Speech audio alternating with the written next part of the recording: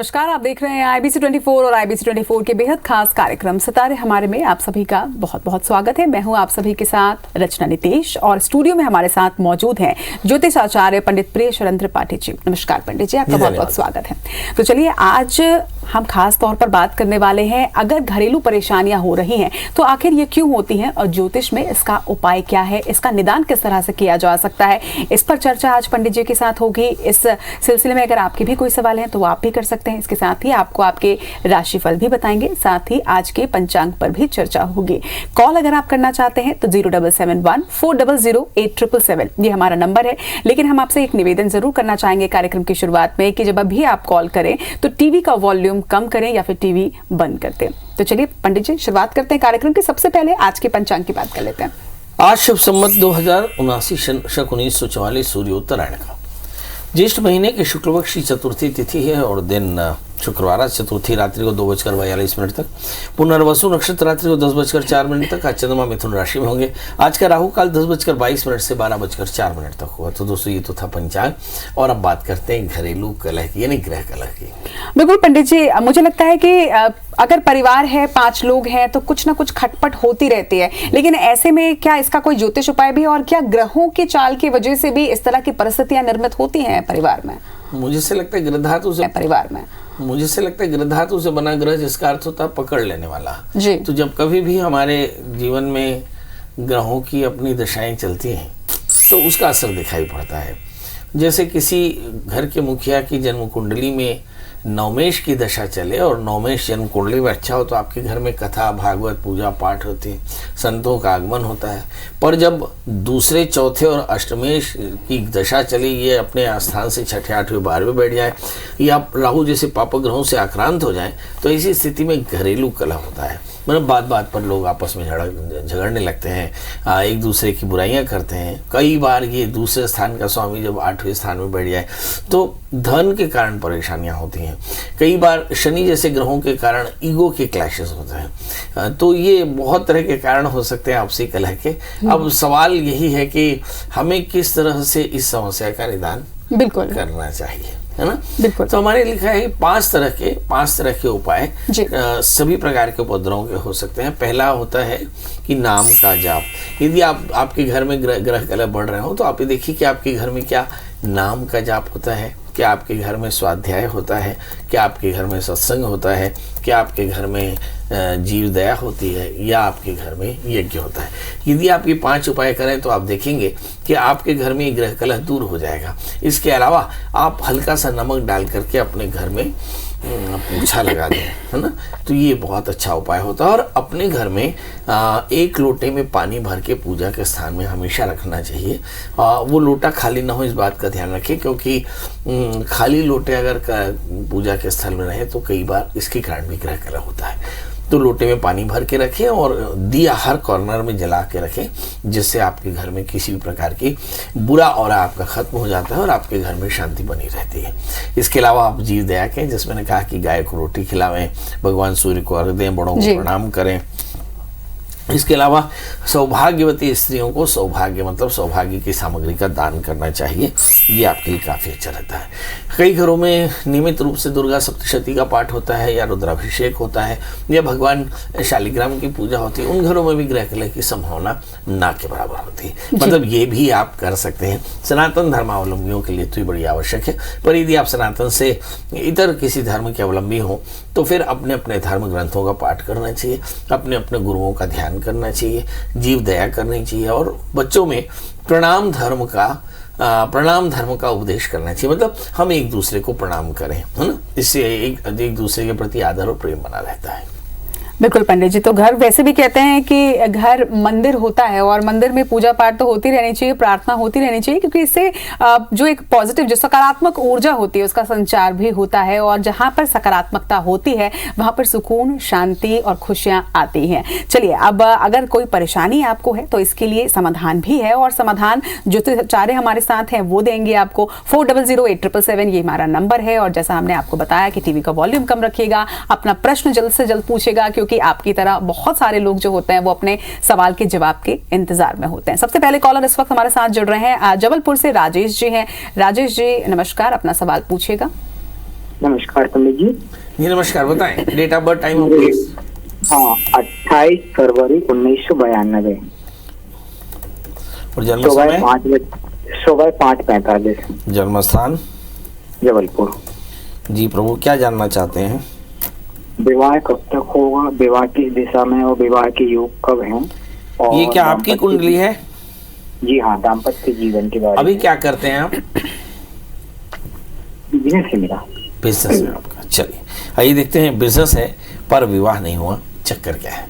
आपका जन्मलग्न मीन है और आपकी राशि धनु है। आपके सप्तमेश बुध सूर्य से आक्रांत होकर 12वें स्थान में बैठे हैं। बड़ा आसान सा काम, शनिवार या रविवार या हस्त नक्षत्र में किसी अच्छे विद्वान आचार्य को बुला करके एक आक का पेड़ गमले में लगा लें और अर्क विवाह करा। अर्क विवाह का प्रकरण कर्मण गुरु नाम के ग्रंथ में है, जो मोतीलाल बनारसी दास से प्रकाशित होता है। तो उस ग्रंथ का अनुकरण करें, अर्क विवाह कराएं नंदीमुख श्राद्ध के साथ में। आप देखेंगे कि बहुत जल्दी आपका ब्याह भी हो जाएगा। और लगे तो एक 8 कैरेट का इटालियन मूंगा, 4 कैरेट का पुखराज धारण करें। मंगल का व्रत करें तो आपके जीवन में मंगल ही मंगल होगा। जी चलिए अपने अगले कॉलर की ओर रुख करेंगे। रायपुर से हमारे साथ मनोज जी हैं। मनोज जी अपना सवाल पूछेगा पंडित जी, साथ ही अपना जन्म स्थान, समय और तिथि बताइएगा। मनोज जी, मेरी आवाज मिल रही है आपको? हाँ सर, मिल रही है। जी फटाफट बताएं डेट ऑफ बर्थ, टाइम और प्लेस। मेरा नाम मनोज गिरमलकर है। मेरा 10/10/1983 मेरा डेट ऑफ बर्थ है। धीरे धीरे बोले साहब, जोर से बोले और धीरे धीरे करके बोले। 10/10/1983 मेरा डेट ऑफ बर्थ है ना। और मैं एक जगह डाइवर्सन प्लॉट लेना चाह रहा हूँ। जन्म समय? सुबह के 9 बजे, रविवार का दिन था। जन्म स्थान? रायपुर। जी, अब बताइए प्रश्न क्या है आपका? मैं ये डाइवर्सन प्लॉट लेना चाह रहा हूँ, क्या मुझे उसमें सफलता मिलेगी? घर खरीदना चाह रहे हैं? नहीं, प्लॉट मतलब छोटी सी जगह है, 1000 स्क्वायर फीट। हाँ, प्लॉट लेना चाह रहे हैं, क्या सफलता मिलेगी? जी जरूर सफलता मिलेगी। आपका जन्मलग्न वृश्चिक है, राशि भी आपकी वृश्चिक है। गोचर में अगर हम देखें तो बृहस्पति आपके पंचम स्थान में होकर भ्रमण कर रहे हैं और चतुर्थे शनि 12वें स्थान में है। ये बात सही है कि आपकी जन्म कुंडली में भूमि वाहन मकान के योग बड़े आसान नहीं है और आप चाहें तो अपनी पत्नी के नाम पे या बच्चों के नाम पे ये प्लॉट ले सकते हैं। अगर आपको लोन में कोई थोड़ी परेशानी आ रही हो तो आप अपने नाम से भी प्लॉट ले सकते हैं, पर याद रखिए चतुर्थेश 12वें स्थान में है, आपके नाम का प्लॉट बहुत जल्दी बिक जाएगा। इसलिए कोशिश करें आप अपनी पत्नी के नाम से प्लॉट लें, बड़ी आसानी से वो एग्जीक्यूट हो जाएगा। इसके अलावा आपको चाहिए कि आप जिस घर में रह रहे हैं उस घर के नॉर्थ वेस्ट में, आज शुक्रवार है तो आज अपने घर के नॉर्थ वेस्ट में 1.25 किलो गेहूँ, 1.25 मीटर सफ़ेद कॉटन के कपड़े पे नॉर्थ वेस्ट यानी वायव्य में कीले के साथ टांग दें। आप देखेंगे बहुत जल्दी आपका प्लॉट भी होगा और साथ में मकान भी होगा। चलिए, तो ज्योतिष उपाय लगातार ज्योतिष आचार्य बता रहे हैं। अगर आपके भी मन में कोई सवाल है तो इसके लिए आप हमें सोशल मीडिया पर भी अपने सवाल जो है वो पूछ सकते हैं। फेसबुक पर आप इस शो को लाइव भी देख सकते हैं। अपने अगले कॉलर की ओर रुख करेंगे। रायगढ़ से हमारे साथ नीता जी जुड़ रही हैं। नीता जी, आपका सवाल, साथ ही आपका जन्म समय, तिथि और जगह। नीता जी। पंडित जी प्रणाम। एकदम प्रणाम। पंडित जी, मुझे मेरे हस्बैंड के बारे में पूछना था। उनका डेट ऑफ बर्थ है 18 दिसंबर 1978। 18 दिसंबर 1978। क्या नाम है आपके हस्बैंड का? मेरे हस्बैंड का नाम है सर गौतम सारथी। बर्थ टाइम बता दें। टाइम है सर शाम को 5:15 बजे, रायगढ़ में। बहुत सुंदर। क्या जानना चाहती हैं आप? सर, मेरे हस्बैंड पहले रायपुर में सहायक जेल अधीक्षक थे। फिर उनका यूपीएससी मतलब पीएचडी फाइट करके वो उनका वो वाला जॉब को रिजाइन दे दिए हैं और उनका नया जो जॉब है वो असिस्टेंट प्रोफेसर तमनार उनका हुआ है रायगढ़ में। तो उनका नया जॉब कैसा रहेगा? और दूसरा क्वेश्चन है पंडित जी मेरा कि हमारा तो जमीन खरीदा गया है, बाकी बना नहीं है, तो घर बनने का योग पूछना था। और तीसरा ये है पंडित जी कि मेरा और मेरे हस्बैंड का आपसे विवाद हो जाता है जो बहुत बढ़ जाता है, तो उसका कुछ उपाय बता दीजिएगा। हाँ, 3 प्रश्न। सबसे पहले तीसरे प्रश्न का जवाब, आपके पति का जन्मलग्न मिथुन है और उनकी राशि कर्क है।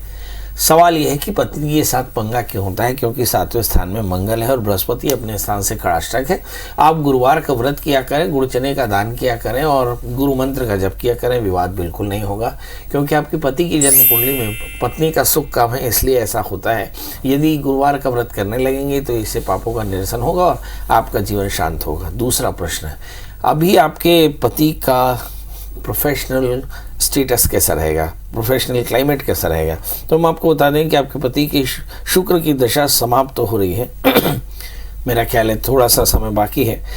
मई 2023 के बाद जैसे केतु की दशा समाप्त होगी और सूर्य की महादशा शुरू होगी, तो ऐसा हम कह सकते हैं कि नया जो प्रोफेशन है वो काफ़ी ज़्यादा इन्हें आनंद देगा, खुशियाँ देगा और इन्हें अच्छे एसोसिएट मिलेंगे और जिसकी इनको बड़ी ज़रूरत थी, तो ये काफ़ी अच्छा रहेगा। अब तीसरा प्रश्न ये है कि सब कुछ बढ़िया रहे इसके लिए क्या कुछ किया जा सकता है? निश्चित तौर पे आप अपने हस्बैंड को कहें कि एक 4 कैरेट का अच्छा सा पन्ना, 4 कैरेट का उपल धारण करें, काले तिल का दान किया करें और शनिवार के दिन, और हो सके तो 1 मुट्ठी आटा 1 मुट्ठी शक्कर पीपल के वृक्ष में नियमित तौर पर रखें, इससे आपके जीवन में शांति होगी। जी, आज गृह कलेश की चर्चा हो रही थी, आपने उपाय भी बताए। उम्मीद करते हैं पंडित जी की जिस तरह से उपाय आपने बताए हैं उसे करने के बाद लोगों के घर में शांति जरूर बनी रहे। कॉलर्स की तरफ रुख करते हैं। मेघा हमारे साथ हैं जांजगीर से। मेघा अपना सवाल पूछेगा पंडित जी से।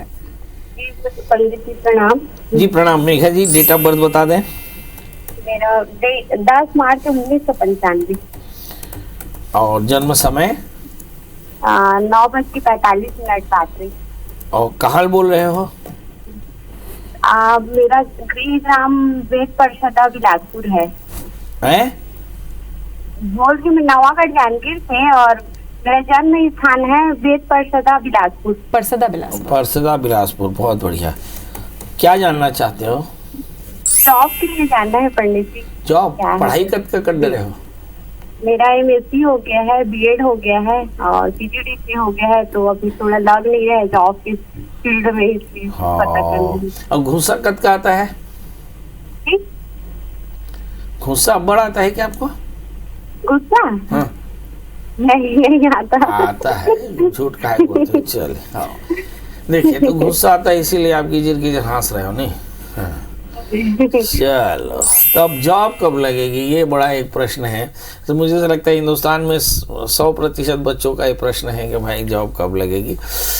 बहरहाल ये जवाब भी राहु केतु देंगे। आपका जन्म लग्न तुला है और आपकी राशि मिथुन है, लग्न में राहु है, इसी के चलते आपके स्वभाव में थोड़ा सा गुस्सा है, पढ़ाई में डिसिप्लिन कम है, मैथ्स फिजिक्स जैसे सब्जेक्ट में थोड़ी सी वीकनेस और एकाग्रता कम होने के कारण ये परेशानी आती है। अब सवाल ये है कि लग्न में राहु है, वो बैठ ही चुके हैं, तो करना क्या चाहिए? आपको चाहिए कि आप नित्य दत्तात्रेय कवच का पाठ करें, 4 कैरेट का पन्ना, 4 कैरेट का उपल धारण करें, केले के वृक्ष की सेवा करें, ओम नमो भगवते वासुदेवाय इस मंत्र का जप करें। इस समय जो दशाएं चल रही हैं, शुक्र की अंतरदशा चली, आपने बिल्कुल पढ़ाई नहीं किया, चंद्रमा की अंतरदशा में मन नहीं लगा, मगर दिसंबर 2022 तक मंगल की अंतरदशा इस समय खूब मन लगाकर मेहनत कर लीजिएगा, क्योंकि उसके बाद राहु की दशा शुरू हो जाएगी और फिर शायद जिंदगी बड़ी आसान न रहे।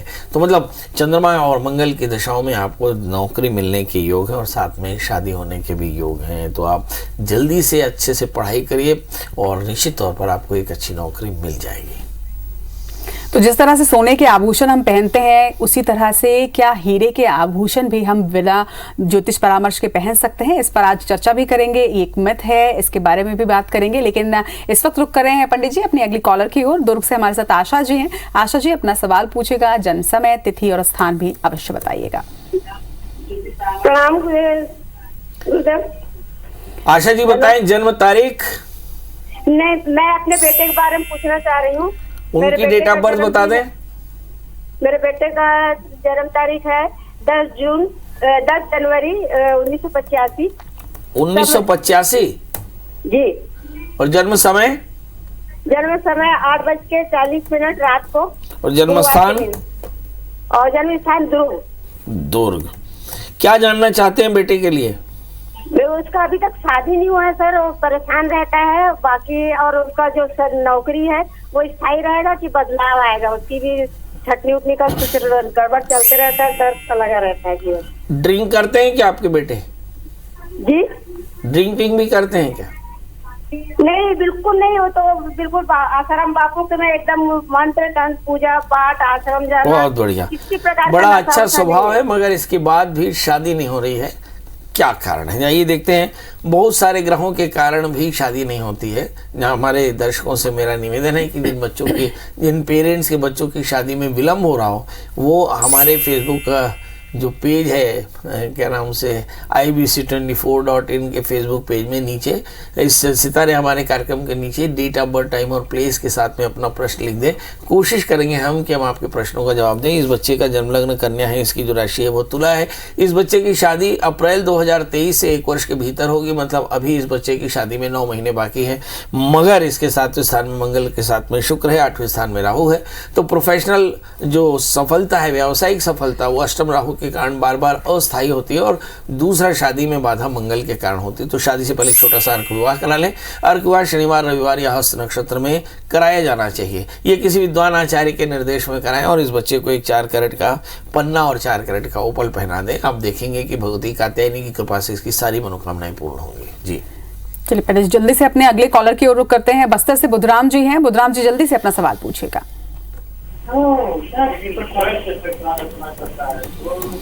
बुधराम जी समय कम है, बताइए डेट ऑफ बर्थ, टाइम और प्लेस। बुधराम जी सुन पा रहे हैं आप? बुधराम जी थोड़ा जोर से बोले, लाउडली। कुछ तकनीकी परेशानी है शायद। तो अब हम बिल्कुल हम चर्चा करते हैं जिस बारे में बात करने वाले थे कि पंडित जी देखिए, कोई सा भी रत्न पहनना होता है, चाहे मानिक हो, मूंगा हो या पर्ल हो, सभी में ज्योतिष परामर्श लगता है और ग्रहों के हिसाब से, अपनी कुंडली के हिसाब से लोग उसे पहनते हैं। लेकिन अमूमन देखा गया है कि डायमंड लोग ऐसे ही पहन लेते हैं। तो क्या पहनना चाहिए या फिर नहीं पहनना चाहिए, क्योंकि ग्रहों पर उसका असर पड़ता है, कुछ है इस पे? देखिए, मेरे हिसाब से काल पुरुष के दूसरे और 7वें स्थान का स्वामी शुक्र होता है, और शुक्र का रत्न है डायमंड, स्पेशली डायमंड, है ना। इसके लिए हम ओपल भी पहन सकते हैं, कई लोग एक्वामरीन भी पहनते हैं, मगर मैं सिर्फ डायमंड की बात कर रहा हूँ। डायमंड बड़ी सावधानी से पहनना चाहिए, क्योंकि डायमंड जो है वो एक अतिचारी रत्न है, और कई बार ये आपके जीवन में उठापटक पैदा कर सकता है। डायमंड के भी ग्रेड्स होते हैं, अलग अलग ग्रेड के डायमंड्स होते हैं। तो अच्छे ग्रेड का डायमंड पहने। यदि आपके जन्म लग्न में जन्म लग्न वृषभ हो, यदि आपका जन्म लग्न तुला हो, तो आपको डायमंड पहनना चाहिए। या दूसरे 5वें स्थान का स्वामी, दूसरे पांचवें और 9वें स्थान का स्वामी यदि शुक्र हो और शुक्र की प्लेसमेंट अच्छी हो, तो आपको डायमंड पहनना चाहिए। पर मेरी सलाह ये है कि आप शौक से 1 दिन 2 दिन के लिए तो डायमंड पहन लें, पर लंबे समय तक डायमंड पहनना काफ़ी ज़्यादा अच्छा नहीं होता है। डायमंड ना पहने तो ज़्यादा अच्छा होता है, और डायमंड अच्छे ग्रेड का पहने, इस बात का भी ध्यान रखें। और डायमंड पहनने का शौक हो तो डायमंड की जगह पर आप आजकल मैंने उस पर बड़ा रिसर्च किया है, एक रत्न होता है ओपल, ऑस्ट्रेलियन ओपल, ये आप ओपल पहन सकते हैं। ये बड़ा खूबसूरत सा है, डायमंड से ज़्यादा चमकीला होता है और बहुत खूबसूरत दिखता है, रूहानी पत्थर है, तो ये आप धारण कर सकते हैं। मुझे लगता है पंडित जी पुरुष वर्ग काफी खुश होगा इस बात पर जो आपने अभी चीज बताई है। उनका अब कहना जरूर होगा, जब भी पत्नी कहेंगे कि आप डायमंड गिफ्ट करिए, तो वो जरूर कहेंगे कि इसके पहले ज्योतिष परामर्श की आवश्यकता है। पंडित जी ये तो हुई बात आज की मित की, कल हम किस बारे में बात करने वाले हैं इसके बारे में भी दर्शकों को बता देते हैं। कल किस पर बात करेंगे आप बता दें। बिल्कुल, एक मतलब मैंने हमेशा से ही सुना है घर में बड़े बुजुर्गों से कि पूर्व दिशा की ओर मुख करके ही पूजा करना चाहिए। कुछ घरों में या आजकल जिस तरह का है फ्लैट में भी लोग रहते हैं, ऐसे में जरूरी नहीं है कि ऐसा कोई स्थान हो, खासतौर पर पूजा का स्थान, जहां पर पूर्व मुख करके ही किया जा सके। तो ऐसे में क्या करें, क्या उपाय होना चाहिए? बहुत बढ़िया, आपको पूजा पूर्वाभिमुख करना चाहिए, ऐसा एक सिद्धांत है, शास्त्र में लिखा कि पूर्व की ओर मुख करके पूजा करना चाहिए। हमारा आपसे भी ये प्रश्न है कि आपको क्या लगता है कि पूजा सिर्फ पूर्व की ओर मुख करके की जा सकती है या पूजा किसी और दिशा में बैठकर की जा सकती है? आपके लिए हम ये प्रश्न छोड़े जा रहे हैं। आपका काम है कि आप फेसबुक के हमारे आईडी में IBC24.in के पेज के नीचे हमारे इस प्रश्न का जवाब लें। और एक बात और भी, हमने एक स्कीम चलाई है कि जिस जातक का जवाब सबसे पहले आएगा है ना, हम उनका प्रश्न अपने ऑन एयर प्रोग्राम में लेंगे। इसलिए आप इस प्रश्न का जवाब जरूर लिखें।